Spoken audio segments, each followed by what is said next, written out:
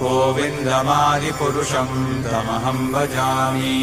आलोलचन्द्रकलसद्वनमाल्यवंशी रत्नाङ्गदं प्रणयकेलिकलाविलासं श्यामं त्रिभङ्गललितं नियतप्रकाशं गोविन्दमादिपुरुषं तमहं भजामि। अङ्गानि यस्य सकलेन्द्रियवृत्तिमन्ति पश्यन्ति पान्ति कलयन्ति चिरं जगन्ति आनन्दचिन्मय सदुज्ज्वल विग्रहस्य गोविन्दमादिपुरुषं तमहं भजामि।